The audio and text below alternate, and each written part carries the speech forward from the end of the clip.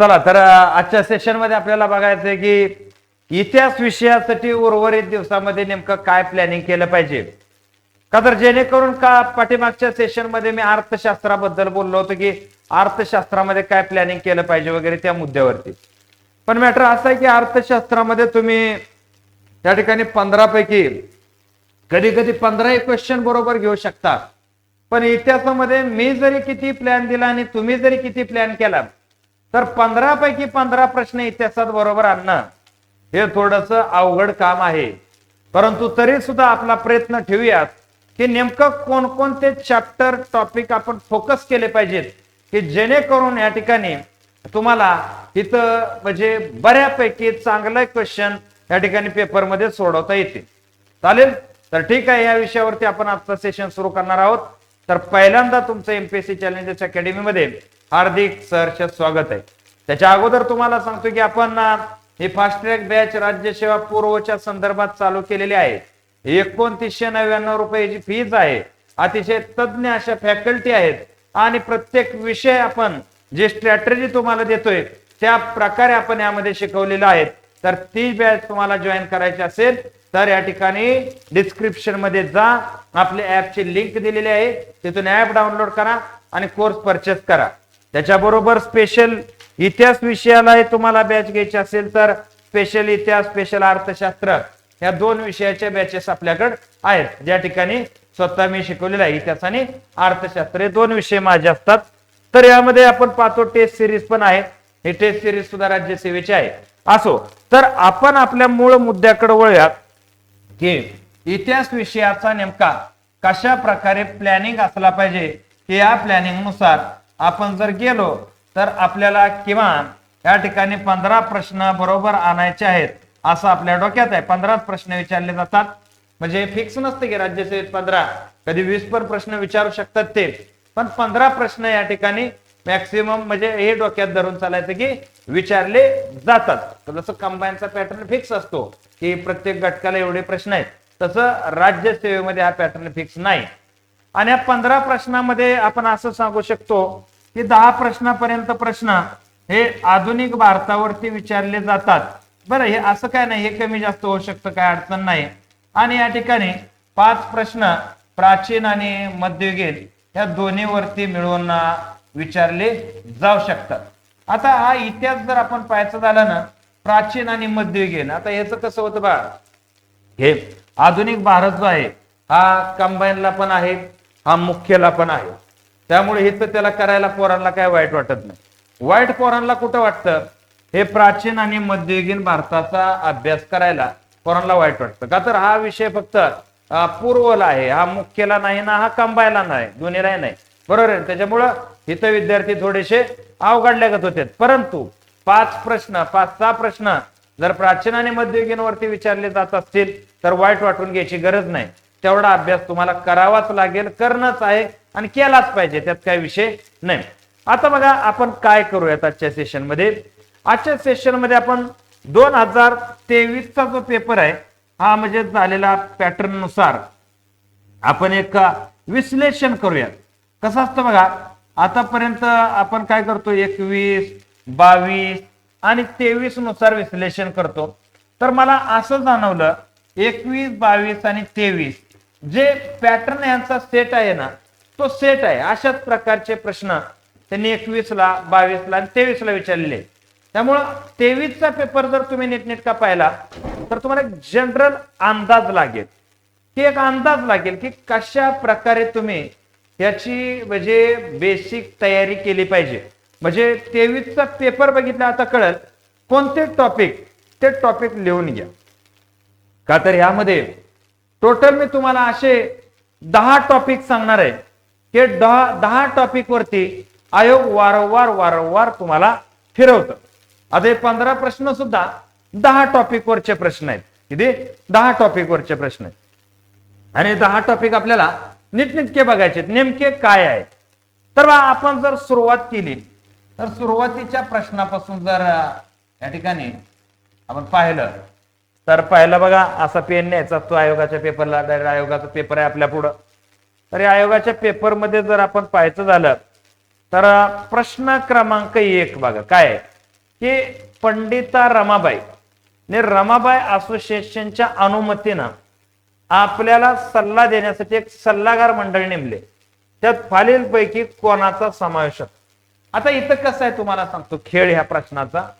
ह्या प्रश्नाचा खेळ असा आहे की इथं एक बेसिक बाब आहे, ती बाब लक्षात घ्या.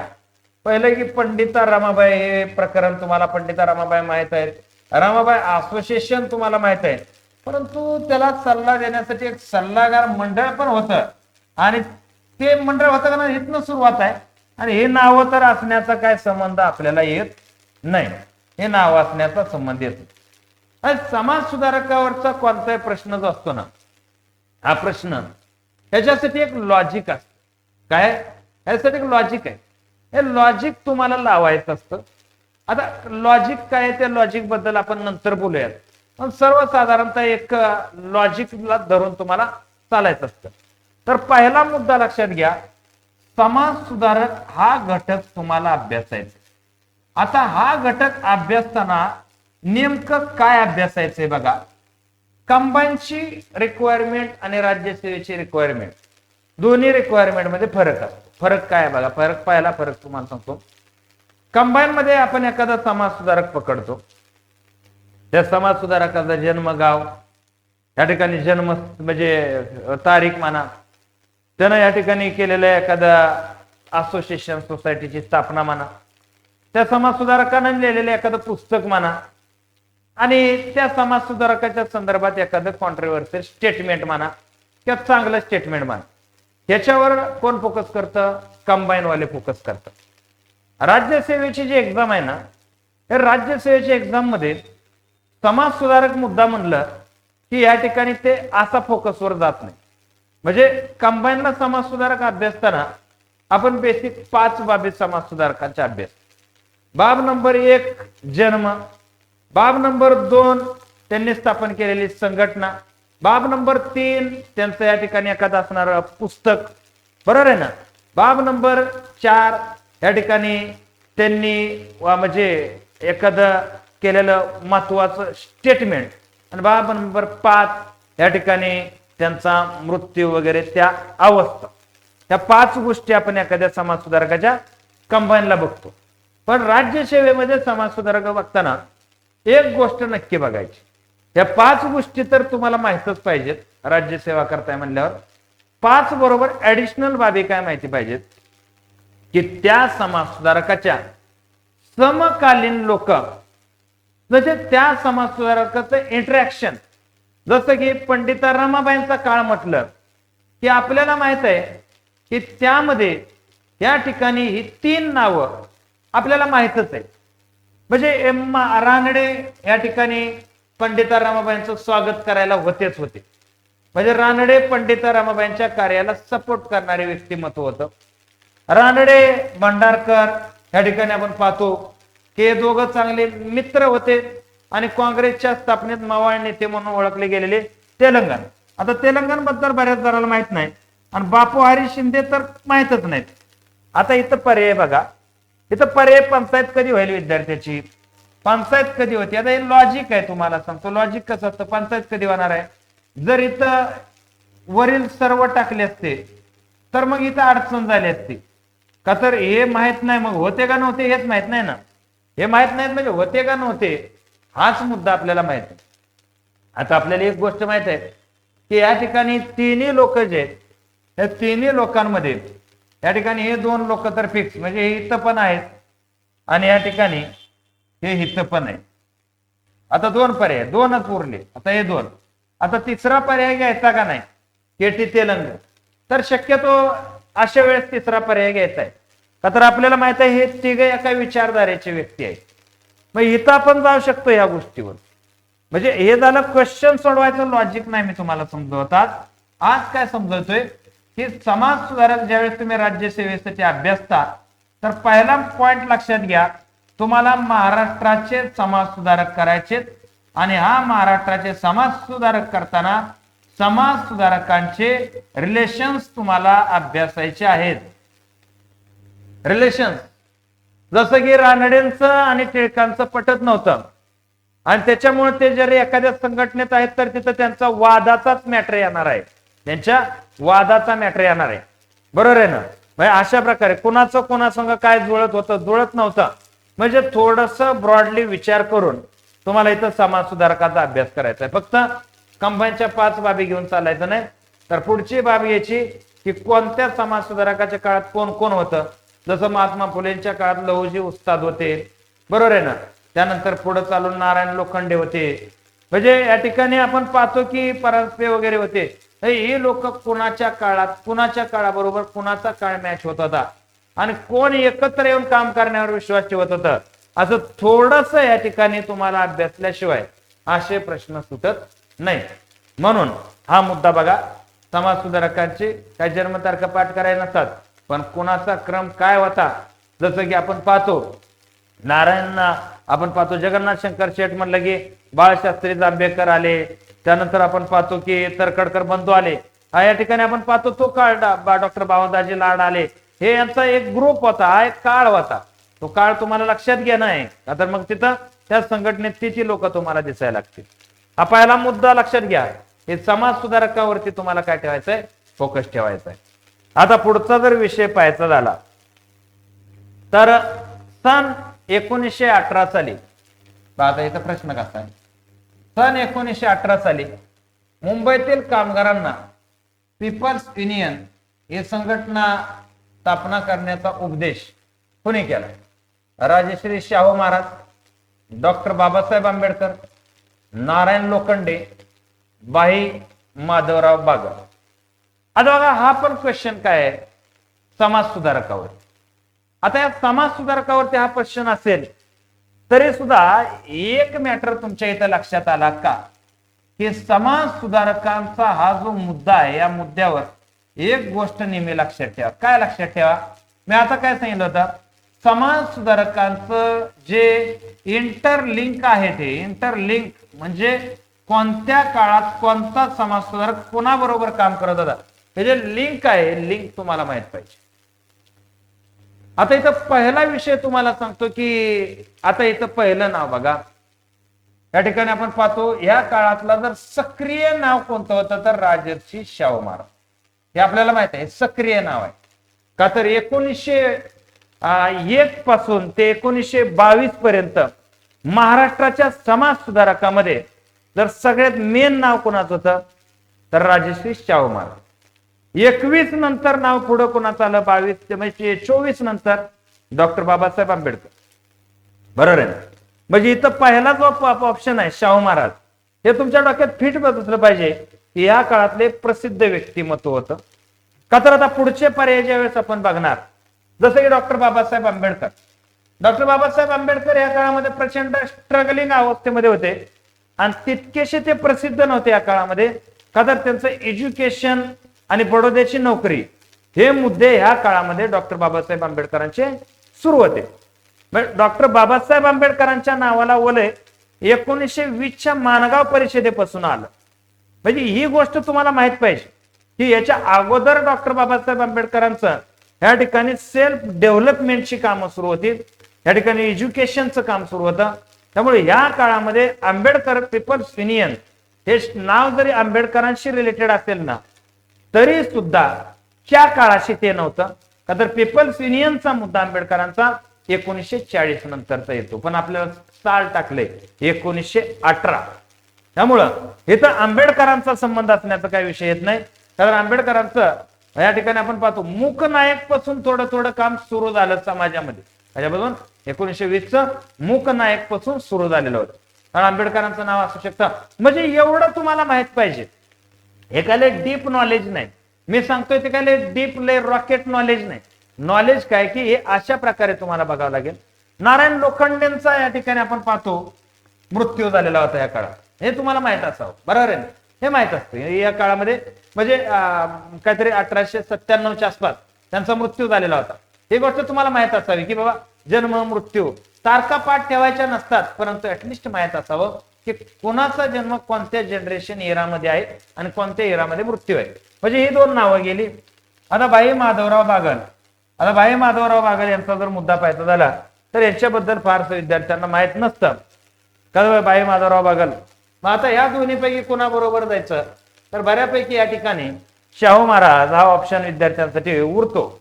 आता बाई माधवराव बागल यांच्याबद्दल मी सांगू शकतो, का तर मी त्यातच आहे रोज अभ्यासात इतिहासाच्या, पण तुम्ही नाही सांगू शकत. लक्षात आलं? ठीक आहे. तर इथं तुम्हाला मागाशीच पॉईंट सांगितलेला पहिलाच पॉईंट क्लिअर ठेवा. समाज सुधारकच करायचे तुम्हाला चांगल्या प्रकारे, पण इंटरलिंक करून करायचे आहेत. नेक्स्ट क्वेश्चन जर आपण पाहायचं झाला तर पुढचा प्रश्न बा आता इथं परत आलं ना तेच. आता परत मुद्दा काय आला, हा समाज सुधारक. आता ब्राह्मणेतर पत्रकारितेची मोडतमेर रोल चिपळूणकरांच्या महात्मा ज्योतिराव फुलेवरील हल्ल्याचा बचाव आपल्या वृत्तपत्राद्वारे कुणी केला? नारायण लोखंडे, भाऊदाजी लाड, तुकाराम तात्या पडवळ, कृष्णाजी बालेकर. काय आहे की ब्राह्मणेतर पत्रकारितेची मुहूर्तमेढ रवली. म्हणजे याच्या अगोदर जे पत्रकार होते, हे पत्रकार कोण आहेत? ब्राह्मण पत्रकार. बाळशास्त्री जांभेकर पासून जर तुम्ही पाहायचं झालं तर पत्रकार हा मुद्दा आला की ते ब्राह्मण होते. आणि या ठिकाणी आपण पाहतो महात्मा ज्योतिबा फुलेंच्या कार्य प्रचंड नावं ठेवलेली होती. आणि म्हणून फर्स्ट टाइम कृष्णाजी बालेकर यांनी ब्राह्मणेतर पत्रकारिता सुरू केलेली होती. असू द्या. आता हे तुम्हाला माहित असाल. पण आता इथंच लक्षात ठेवा, हे उत्तर आहे याचं काय विषय नाही. पण समाज सुधारक आणि समाज सुधारकामध्ये एक्झॅक्ट घटना कोणत्या गोष्टीनं कोणता टर्न बसला, बरोबर आहे ना? म्हणजे या ठिकाणी आपण पाहतो की सत्यशोधक समाज, दीनबंधू वृत्तपत्र हे ब्राह्मणेतर वृत्तपत्र म्हणून पहिल्यांदा प्रसिद्ध झालं होतं. की ब्राह्मणांच्या विरोधात लिहिणारे वृत्तपत्र आहे, ब्राह्मणांच्या बेसिक परंपरेला मोडणारं वृत्तपत्र होतं. आणि हे ते वृत्तपत्राचं नाव जिथं जिथं लिहिलंय ना, तिथं तिथं पहिला शब्द हा आहे की ब्राह्मणेतर पत्रकारितेची सुरुवात मानली जाते. आणि तिथून सुरुवात मानली जाते कृष्णाजी बालेकर. आता हे काय लय मोठं रॉकेट आहे का? नाही रॉकेट मोठं, फक्त ध्यान देऊन वाचलं तरी बघा. अजून पहिल्याच पॉइंटवर आहे आपण समाज सुधारक म्हणता. समाज सुधारक पहिलाच पॉइंट आहे. हा पॉइंट लक्षात ठेवायचा तुम्हाला की महाराष्ट्राचे समाज सुधारक ठेवायचे आहेत. आणि म्हणून विद्यार्थ्यांना मी आवाहन करत असतो, पराहो हे विषय तुम्ही आपल्या ऍप मध्ये जा, इतिहास विषय घ्या, तिथून शिका. का तर मी या विषयाला इतका जबराट न्याय दिलेला आहे तिथं की तुम्हाला ते बघितल्यावर दुसरं काय करायची गरज राहत नाही. का तर इथं काय पाठ करून घ्यायचं नाही, साल तारखान पारखान फलाना, बरोबर आहे ना? ते पाठ करायचंय का? नाही पाठ करायचं. हे आपलं काय करायचं असतं, समजून घ्यायचं असतं. का तर कंबाईनला एक वेळेस पाठांतराची गरज पडते, पण राज्यसेवेला पाठांतराची गरज पडत नाही. लक्षात येते का तुम्हाला? ही गोष्ट लक्षात घ्या. आता बघा, आता क्वेश्चन पुढचा जो आहे तो या ठिकाणी आपण पाहतो की प्राचीन भारतावर विचारलं. कशावर? तर प्राचीन वरती पण क्वेश्चन काय विचारतात हा मॅटर लक्षात घ्या. म्हणजे प्राचीन वर पण तुम्हाला फोकस काय करायचं. पहिला मुद्दा बघा, मल्लिकाग्निमित्रम या प्राचीन नाटकात कोणत्या दोन राजघराण्याच्या वैवाहिक संबंधावर प्रकाश पडतो? मला सांगतो, हे मी विद्यार्थ्यांना ज्यावेळेस पेपरच्या आधी शिकवलं होतं त्यावेळेस विद्यार्थी म्हणे, सर हे कसं काय डीप होतं? डीप नाही. तुम्ही एक गोष्ट लक्षात घ्या, हे मल्लिकाग्निमित्रम कुणाचं आहे? कालिदास. कुणाचं आहे? कालिदास. मला सांगतो, हे जे मोठमोठे प्राचीन काळातले जी नावं आहेत, ही नावं आणि त्यांनी केलेलं काम, नागार्जुन असेल, कालिदास असतील, गुप्तकालीन नवरत्न असतील, या ठिकाणी वेताळ बाबा असतील, म्हणजे या ठिकाणी तुम्ही कोणताही घ्या, बौद्ध धर्म घ्या, जैन धर्म घ्या, या ठिकाणी वैदिक धर्म घ्या, कुठलंही राज्य घ्या, मौर्य घ्या, चाणक्य घ्या, कौटिल्य, सगळं काही घ्या. तुम्हाला पहिलं प्राचीन भारतामध्ये बेसिक तयारी काय करायची तुम्हाला सांगतो. कोणता ग्रंथ कोणत्या काळात लिहिला हे तुम्हाला माहित पाहिजे आणि कोणत्या व्यक्तीनं लिहिला हे माहित पाहिजे आणि त्या व्यक्तीच्या त्या ग्रंथाची बेसिक थीम काय होती ही थीम तुम्हाला माहित पाहिजे का तर त्यावरूनच आपण प्राचीन भारत ठरवतो. म्हणजे आपण पाहतो की या ठिकाणी चंद्रगुप्त आणि चाणक्य काय माहिती मागच्या 5000 वर्षात घडलेली गोष्ट आपल्याला काय माहिती, परंतु या ठिकाणी याचा उल्लेख आपल्याला सापडतो कुठं, या ठिकाणी मुद्रा राक्षस.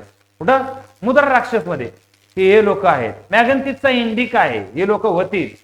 म्हणून प्राचीन भारताचा दुसरा पॉइंट क्लिअर करतो मी तुम्हाला, ज्यावेळेस तुम्हाला प्राचीन भारत करायचा किंवा मध्ययुगीन भारत करायचा आहे त्यावेळेस प्राचीन आणि मध्ययुगीन मध्ये या दोन गोष्टी तुम्हाला लक्षात ठेवायच्या आहेत की तिथला अभ्यास करताना राजकीय वातावरणापेक्षा त्या काळात निर्मित झालेले ग्रंथ, त्या ग्रंथाचे उद्देश, त्या ग्रंथाचे कंटेंट काय आहेत हे तुम्हाला पाहणं गरजेचं आणि काय ग्रंथामध्ये कंटेंट असतात. जसं की आपण पाहतो मुद्रा राक्षस मध्ये चाणक्य चंद्रगुप्त स्टोरी दिलेली आहे, हे तिथं लगेच मेन्शन केलेलं असतं. जसं की मल्लिका अग्निमित्रम, आता हे आपल्याला माहित आहे पुष्पमित्र शुंगाचा जो पोरगा आहे त्याची लव्ह स्टोरी आहे. आता इथं शुंग एकच आहे ना, हा शुंग एकच आहे झालं. आता पुढं विदर्भाचा राजा ते राजकन्या आपण पाहतो त्याचे एक साऊथ इंडियनचा पिक्चर पण आलेला आहे, बघायची काय गरज आहे का तिथं आहे झालं. पहिलं उत्तर तुमचं निघून झालं. आता मल्लिका अग्निमित्र हा अग्निमित्र कोण, शुंगाचा पोरगा, मालविका कोण, ही विदर्भाची राजकन्या. तर ही गोष्ट तुम्हाला माहिती असावी. नसली तर तुम्ही काय करा, या ठिकाणी आपल्या टेलिग्रामला जा. टेलिग्रामला मी प्राचीन नोट्स बऱ्याच टाकलेल्या असतात, त्या नोट्स काढा आणि त्यामध्ये सरळ काय पाहणं असे की ग्रंथाचे लेखक आणि ग्रंथाचं कंटेंट आणि कोणत्या काळात कोणत्या राजाच्या आश्रयानं तो ग्रंथ लिहिला हा मुद्दा. आता कालिदास काय शुंगाच्या घराण्यात त्या नाही गुप्त काळात ते पुढच्या काळातले होते, पण तरी त्यांनी लव्ह स्टोरी माग लिहिलेली होती, म्हणजे लिहिली त्या काळामध्ये. तर अशा प्रकारे तुम्हाला लक्षात ठेवायचं आहे की प्राचीन मध्ययुगीनचा अभ्यास करताना पॉईंट नंबर 2 लक्षात ठेवा. तर तुम्हाला या प्रकारे जायचं आहे. आता पुढचा मुद्दा जर अभ्यासायचा झाला तर पुढच्या विषयावरती आपण बोलूयात. आता पुढचा वैदिक काळात व्यापार विनिमयाचे साधन काय होतं.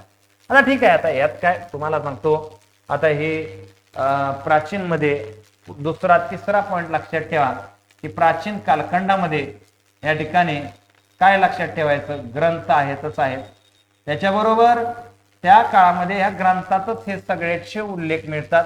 निष्क, कुशा, शतमान, गण, श्रेणी म्हणजे ग्रंथातूनच हे कळालेलं आहे. का तर वैदिक काळात म्हणजे ऋग्वेदामध्ये आपण पाहतो होतो की ह्याचा उल्लेख केलेला आहे की निष्क, कुशाल, शतमान या गोष्टी वापरल्या जायच्या. म्हणजे तुम्ही ग्रंथ त्याचं ग्रंथात ऑलरेडीच लिहिलेलं आहे. ऋग्वेदाचं वैशिष्ट्य काय, सामवेदाचं वैशिष्ट्य काय, अथर्ववेदाचं वैशिष्ट्य काय, त्यामध्ये काय दिलं होतं, समाज जीवन कोणत्या ग्रंथात दिलेलं होतं. म्हणजे तुम्हाला प्राचीन ग्रंथ त्या ग्रंथातलं कंटेंट हे माहीतच पाहिजे. त्यावरतीच प्रश्न फिरणार. वेगळा प्रश्न आहे काय नाही, काही वेगळा प्रश्न नाही. तर हे आपल्याला माहित आहे या 3 गोष्टी. हे उत्तर लक्षात ठेवा. तर आता इथं जर पुढे आपण पाहायचं झालं हे उत्तर प्रश्न उत्तराचा मात्र हा काय माहित आहे का नावच मुद्दाच नाही तो. मी काय उत्तर देणं म्हणजे हे कर्तव्य पण नाही माझं इथं लगेच उत्तर देणं तुम्हाला, पण ते ठीक आहे.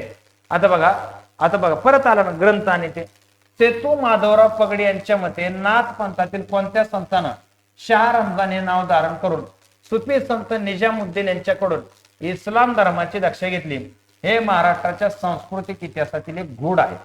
बरोबर आहे ना. जे नाथ होते नवनाथ, गोरखनाथ, गहिनीनाथ, जालेंद्रनाथ, मच्छिंद्रनाथ, कानिपनाथ, तर यापैकी एक नाथ असे होते की त्यांनी काय केलं होतं की माधवराव पगडी सांगतात.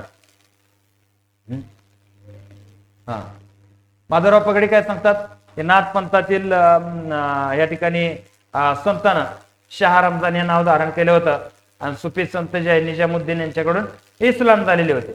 आता हे पण काय आहे की प्राचीन भारतामध्ये सेतू माधवराव पगडी हे दडदडीत दिलेलं आहे. तुम्हाला सांगतो एनसीआरटी मध्ये दडदडीत दिलेलं आहे की हे कोण नाव आहे, कानिपनाथ आहे.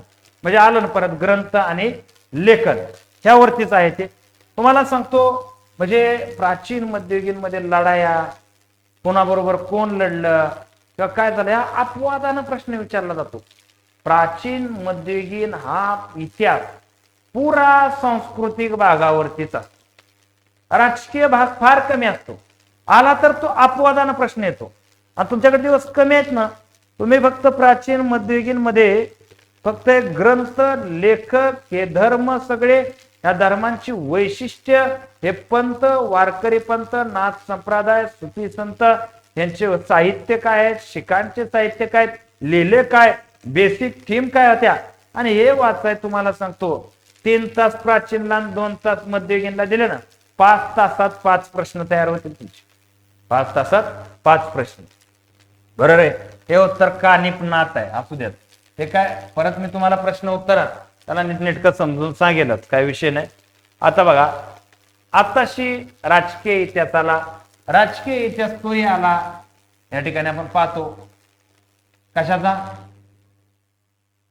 आधुनिक भारतात घटनांचे योग्य क्रम. बघा तुम्हाला आताच सांगितलंय, तुम्ही राज्यसेवेचा इतिहास करताना ना या ठिकाणी कोणती घटना कधी झाली, श्वेतपत्रिका निघली, पुणे करार आला, नेहरू अहवाल आला, दारासना सत्याग्रह आला, या ज्या घटना आहेत ह्या घटनाचा क्रम तुम्हाला माहित पाहिजे. बरोबर आहे. ही घटना कधी झाली, काय झाली, ह्या घटना तुम्हाला माहित पाहिजे. आलं येतंय लक्षात की इथं जर आपण पाहायचं झालं तर इथं आपल्याला माहित आहे की पहिल्यांदा नेहरू अहवाल आला. बरोबर आहे ना. त्यानंतर आपण पाहतो ब्रिटिशांनी गोलमेज परिषद बोलवली. त्यानंतर मग गांधीजींनी सविनय कायदेभंग उभा केला. मग त्यात दारासना सत्याग्रह झाला. मग ते सविनय कायदेभंग, त्या दारासना सविनय कायदेभंगानंतर गांधीजी गोलमेज परिषदेला गेले. त्यानंतर गोलमेज परिषदेमध्ये आंबेडकर गांधीजींचा वाद झाला. त्यातून पुणे करार आला. परत ब्रिटिशांनी श्वेतपत्रिका जाहीर केली 34ला की आम्हाला भारतासाठी काय काय द्यायचंय. म्हणजे ही तर गोष्ट आहे ना की श्वेतपत्रिका सगळ्यात लेट आहे. मग लेटचा पर्याय कुठं आहे, हा इथंही लेटचा पर्याय, इथंही लेटचा पर्याय, इथंही लेटचा पर्याय. ओके. आता पहिला पर्याय कोणता असेल. आता कॉमन गोष्ट आहे ना की यापैकी अगोदरची घटना कोणती असणार आहे, नेहरू अहवाल आहे. बरोबर आहे ना. आणि कॉमन क्वेश्चन कसे असतात तुम्हाला सांगतो. जिथं 3 ठिकाणी एक दिसले, एखाद्याला माहित पण नसतं श्वेतपत्रिका कधी, 3 ठिकाणी इथं एक दिसतंय, एका ठिकाणी इथं 3 दिसतंय, तर कॉमन आहे की हे एक शेवटच असणार आहे.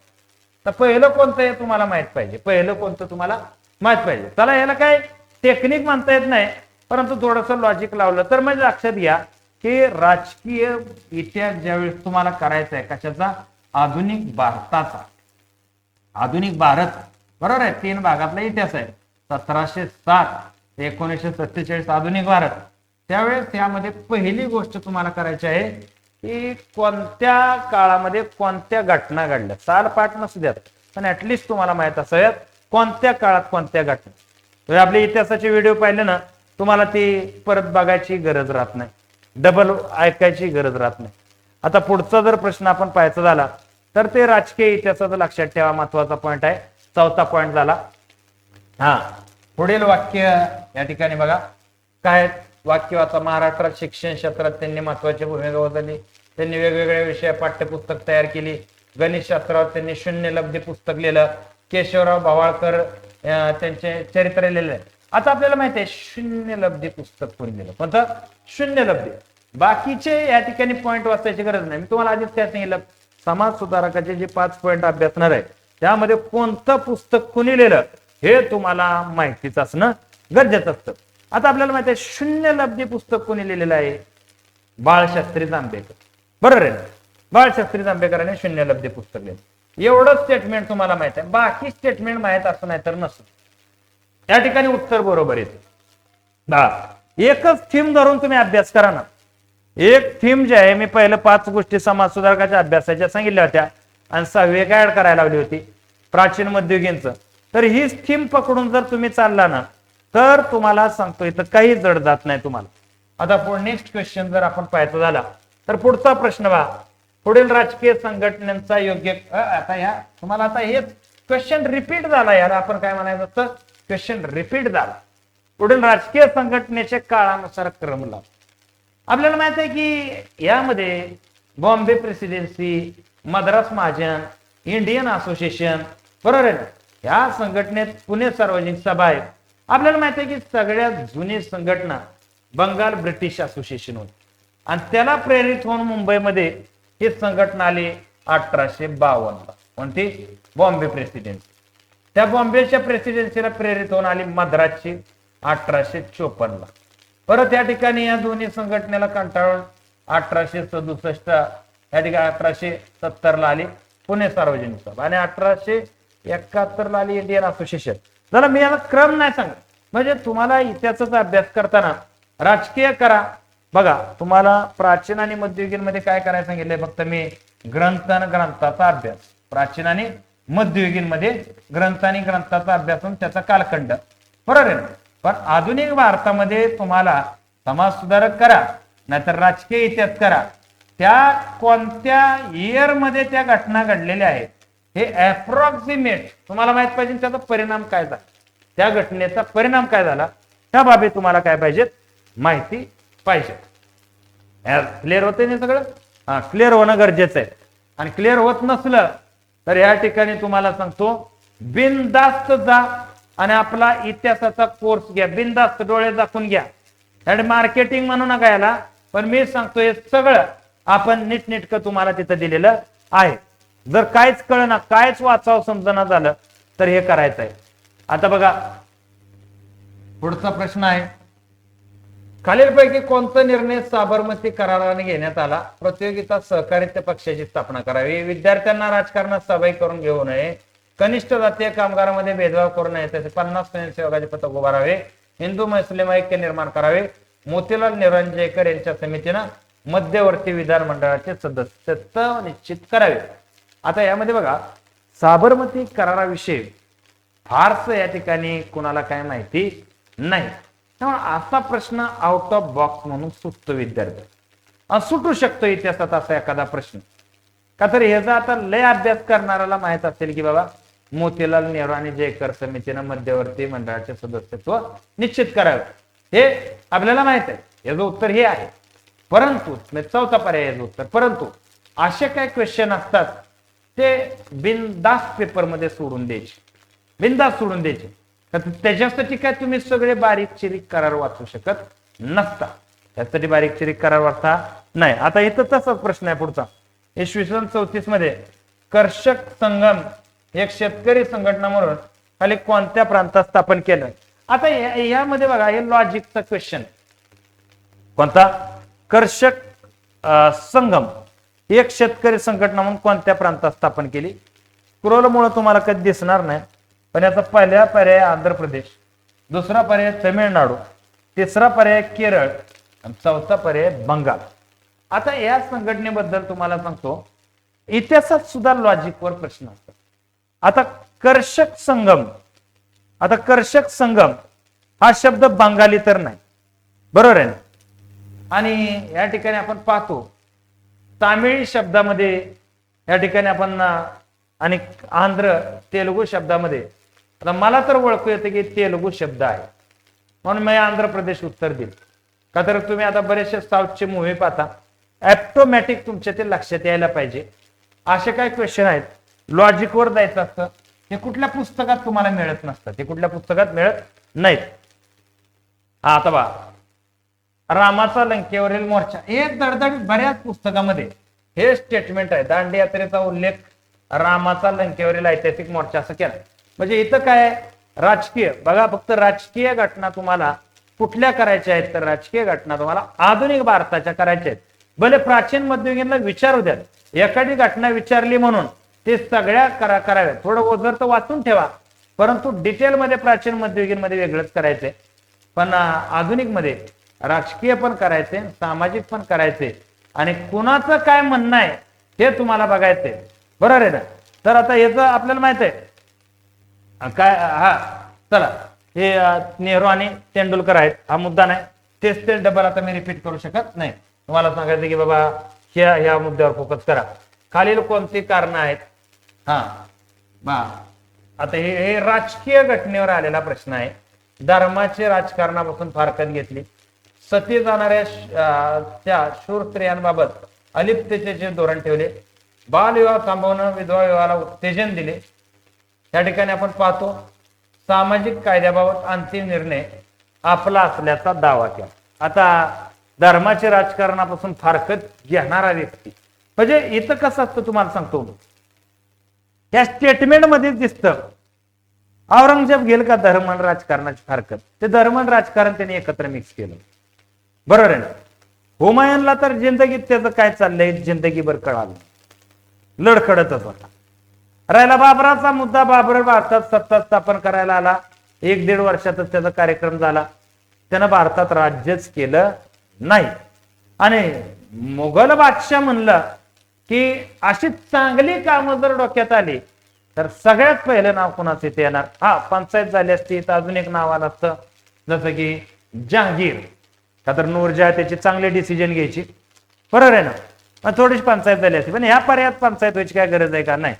हे तर अकबर येड पण सांगल. तर राजकीय प्रश्न जरी विचारलेला आहे तरी पण राजकीय प्रश्न थोडं जरी तुम्ही मध्ययुगात लॉजिकल राहिला किंवा कान उघडे ठेवून जरी फिरला असाल तरी सुद्धा तो राजकीय प्रश्न तुमचा तिथं सुटू शकतो. पुढं बघा, पुढं आहे खानदेशातील भिल्लांनी ब्रिटिश राजवटीने विरोध केलेला होता. आता हा 1857 वरती फिक्स क्वेश्चन राहतो, म्हणजे राहतो म्हणजे महत्वाच्या आधुनिक भारताच्या घटना करायच्या आहेत. हा मुद्दा तुम्ही लक्षात ठेवायचा आहे. बरोबर आहे ना. इथं हा विषय तुम्हाला माहिती आहे का? सांगायचं उत्तर नाही म्हणजे कसं असतं, बऱ्याचदा विद्यार्थ्याला लक्षात येत नाही. उत्तर भारतामध्ये हा उठाव झाला सातपुडात भिल्ल म्हणल्यावर ह्यात काय डाऊट आहे का? नाही. हा, 1857च्या उठावाचा फायदा घेऊन बागुजी नाईक आणि कर्जत सिंग उठावात सामील झाले होते. करेक्ट आहे.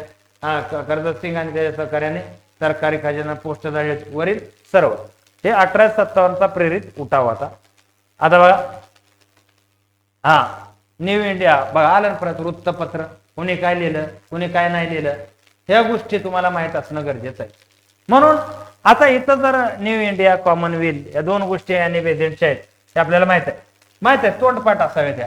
तर अशा प्रकारे जर तुम्ही पाहायचं झालं ना तर एक पॉइंट तुम्ही क्लिअर करा. तो पॉइंट असा आहे की प्राचीन मध्ययुगीनचा नेमकं काय करायचं ते तुम्हाला मी सांगितलेलं आहे आणि आधुनिक भारताचंही नेमकं काय करायचं आहे हेही तुम्हाला मी सांगितलेलं आहे. बरोबर आहे ना. आणि त्याच्यामुळं हे लेक्चर आधुनिक भारतामध्ये कन्फ्युजन असलं तर परत सांगतो की समाज सुधारकांमध्ये 5 पॉइंट जे सांगितलेले होते ते 5 पॉइंट करा, 5 मध्ये एक ऍड करा, हा मुद्दा करा. आणि दुसरं, इथं कुठली राजकीय घटना घ्या किंवा सामाजिक घटना घ्या, या गोष्टी ज्या आहेत या गोष्टीचा तुम्हाला सर्वसाधारण कोणत्या काळामध्ये कोणत्या क्रमामध्ये ह्या घटना घडलेल्या आहेत हे मुद्दे तुम्हाला माहित असणं गरजेचं आहे. आणि प्राचीन मध्ययुगीनमध्ये ग्रंथ, त्याचे लेखक आणि त्याचा काळ कोणता होता आणि त्या ग्रंथाचं वैशिष्ट्य काय होतं ह्या गोष्टी पाठ करा. मग ते धर्मग्रंथ असो, ते वैयक्तिक इंडिव्हिज्युअल व्यक्तीचे ग्रंथ असो, ते तुम्हाला माहिती असावे लागतात. बरोबर आहे. हे माहिती कळाली असेल तर याच्याबरोबर ही कळू द्यात की ही बॅच आहे आणि हे बॅच जर नीटनेटकी केली तर या ठिकाणी तुम्हाला सांगतो तुम्हाला नक्कीच याचा जबरदस्त फायदा होईल. म्हणजे तुम्ही जे आता घरी बसून वाचणार आहे, अभ्यास करणार आहे, त्या सगळ्याला जर एका जागेवर कुठं आणायचं तर या बॅच मधून तुम्ही आणू शकता. कळते तुम्हाला हे? तर ठीक आहे, हे तुमच्या लक्षात आलं असेल अशी अपेक्षा करतो आणि या ठिकाणी मी थांबतो. जय हिंद, जय महाराष्ट्र.